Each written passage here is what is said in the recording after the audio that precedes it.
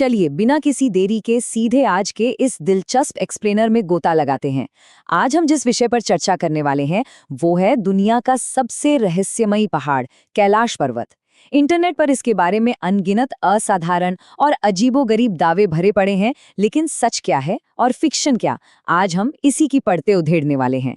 शुरुआत करते हैं साल 1999 से। रशिया के एक डॉक्टर अर्नेस्ट मुल्डाशेव ने एक ऐसा दावा किया जिसने पूरी दुनिया का ध्यान खींचा। उन्होंने कहा कि कैलाश पर्वत असल में एक टाइम मशीन है। उनका मानना था कि ये पहाड़ अंदर से पूरी तरह खोखला है और इसके भीतर प्राचीन सभ्यताएं गहरी समाधि में बैठी हैं। और हाँ, वो अफवाह तो आपने सुनी ही होगी कि जिन 4 साइबेरियन पर्वतारोहियों ने इस पर चढ़ने की कोशिश की वो अचानक से बूढ़े हो गए और 1 साल के अंदर ही उनकी मौत हो गई। और बात सिर्फ यही खत्म नहीं होती। 2.5 आवर्स, जी हाँ, भारत में भी कुछ ऐसे ही वायरल दावे मौजूद हैं। जैसे जग्गी वासुदेव का वो बयान जहां उन्होंने कहा कि कैलाश के पास सिर्फ 2.5 घंटे बिताने से किसी इंसान की उम्र 10 से 15 साल तक कम हो जाती है। मतलब वहां बाल और नाखून जादुई तरीके से तेजी से बढ़ने लगते हैं। सुनकर बहुत अजीब लगता है ना? तो चलिए इन इंटरनेट की वायरल कहानियों के पीछे की असली वैज्ञानिक सच्चाई को समझते हैं। सेक्शन 1, 4 धर्म, 1 पर्वत। भूगोल के नजरिए से देखें तो सच्चाई वाकई हैरतअंगेज है। 6,638 मीटर, ये माउंट एवरेस्ट से करीब 2,200 मीटर छोटा है। लेकिन इसे जो चीज दुनिया में सबसे अलग बनाती है वो है इसका लोकेशन। एशिया की 4 सबसे प्रमुख नदियां सिंधु, सतलुज, ब्रह्मपुत्र और करनाली इसी के आसपास से निकलती हैं। जरा सोचिए, एक ही पहाड़ के पास से इतनी बड़ी और अहम नदियों का उद्गम होना। वैज्ञानिक रूप से ये एक बहुत ही रेयर और असाधारण बात है। और फिर आती है आस्था की बात। 4 बिल्कुल अलग अलग प्राचीन धर्म, लेकिन इस पहाड़ को लेकर सबकी मान्यताएं एक जैसी हैं। इसे ब्रह्मांड का केंद्र माना जाता है। हिंदू धर्म में ये भगवान शिव और माता पार्वती का पवित्र निवास है। बौद्ध धर्म के लोग इसे देवता चक्र संवर का स्थान मानते हैं। जैन धर्म में इसे अष्टापद कहा गया है, जहां उनके पहले तीर्थंकर ने मोक्ष प्राप्त किया था।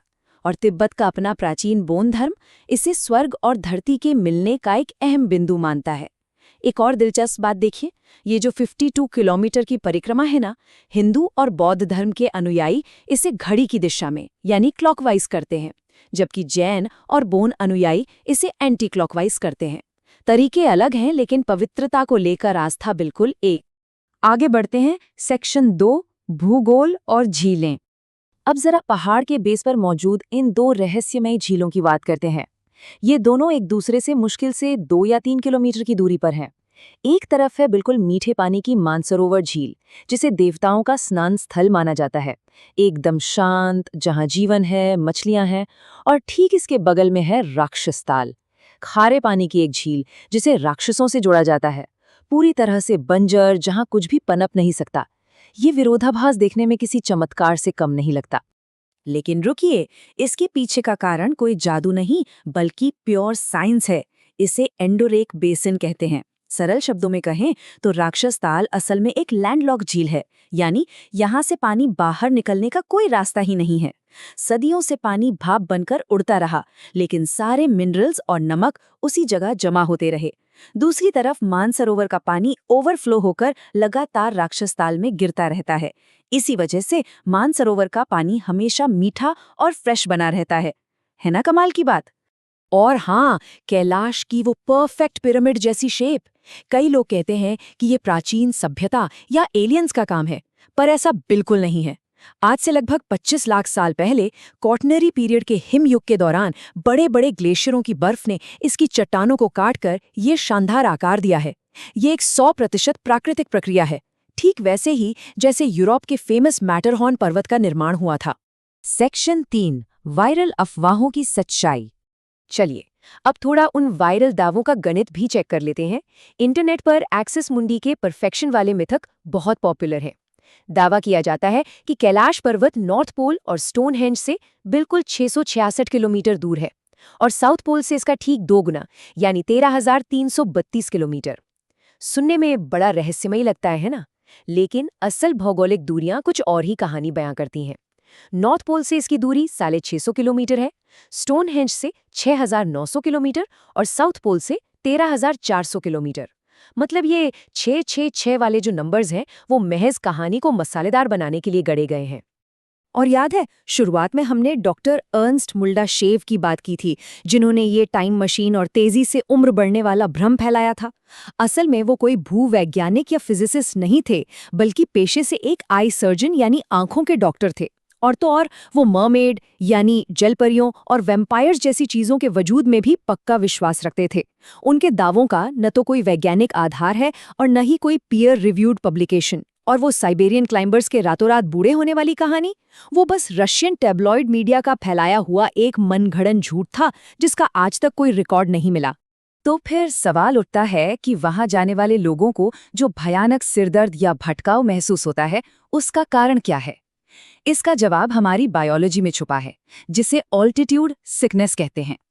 4000 मीटर से ऊपर जाने पर हवा में ऑक्सीजन लेवल तेजी से गिरता है।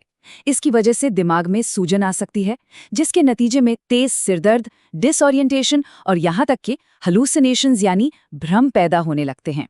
पर्वतारोहियों को जो अजीबोगरीब महसूस होता है, वो कोई अदृश्य शक्ति या जादू नहीं है, वो बस इंसान का शरीर है जो एक्सट्रीम कंडीशन पर रिएक्ट कर रहा होता है। एक और बड़ा दावा जो अक्सर सुनने को मिलता है वो ये कि नासा ने यहाँ 3000 से 8000 नैनो टेस्ला के मैग्नेटिक स्पाइक्स और अजीब एनर्जी फील्ड्स खोजे हैं। चलिए इसे भी क्लियर कर देते हैं। जनवरी 2003 में नासा के एस्टर सैटेलाइट ने जो थर्मल इमेजिंग की थी, उसमें ऐसा कुछ भी नहीं मिला था। नासा को वहां किसी भी अजीब चुंबकीय क्षेत्र, रहस्यमयी ब्रह्मांडीय ऊर्जा या टाइम डायलेशन का कोई सबूत आज तक नहीं मिला है। तो अब आते हैं आज के आखिरी और सबसे बड़े सवाल पर। सेक्शन 4, कैलाश पर आज तक कोई क्यों नहीं चढ़ पाया? अगर हम कैलाश के अभियानों का इतिहास देखें तो तस्वीर काफी साफ हो जाती है। 1926 में ह्यूज रटलेज और विल्सन ने इस पर चढ़ने की कोशिश की थी, लेकिन 90 डिग्री की खड़ी ढलान और बेहद खराब मौसम ने उनके कदम रोक दिए। फिर 1985 में दुनिया के सबसे महान पर्वतारोहियों में से एक राइनहोल्ड मेस्नर को इसका परमिट मिला, लेकिन उन्होंने खुद ही चढ़ने से साफ इनकार कर दिया। और आखिरकार 2001 में दुनिया भर से हुए भारी विरोध के बाद चीन की सरकार ने इस पर चढ़ने पर स्थायी रूप से बैन लगा दिया। मतलब शुरुआती दौर में इंसानों को कठोर प्रकृति ने रोका और बाद में इंसानियत की सामूहिक आवाज ने। राइनहोल्ड मेस्नर ने आखिर परमिट मिलने के बावजूद मना क्यों किया? दरअसल जब उन्हें ये मौका मिला तो उनके साथी पर्वतारोहियों ने उनसे एक बहुत ही गहरी बात कही थी। उन्होंने कहा, किसी को भी पत्थर बन चुके देवताओं को अपने पहाड़ चढ़ने वाले जूतों के नीचे नहीं कुचलना चाहिए। मेस्नर ने इस भावना का दिल से सम्मान किया।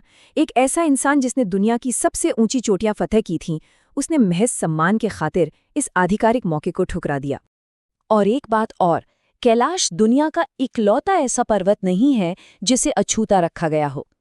तिब्बत का खावा कारपो और भूटान का गंखार पुनसंग जैसे कुछ और भी शानदार पर्वत हैं, और इन्हें भी किसी डर या खतरे की वजह से नहीं, बल्कि पूरी तरह से स्थानीय धार्मिक मान्यताओं और मानवीय सम्मान की खातिर आज तक अछूता रखा गया है।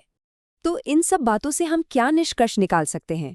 एक ऐसी दुनिया में जहां इंसान ने चांद से लेकर महासागरों की सबसे गहरी खाइयों तक हर चीज पर अपनी जीत का परचम लहरा दिया है, क्या माउंट कैलाश को अछूता छोड़ने का हमारा यह सामूहिक निर्णय ही अपने आप में सबसे बड़ा चमत्कार नहीं है?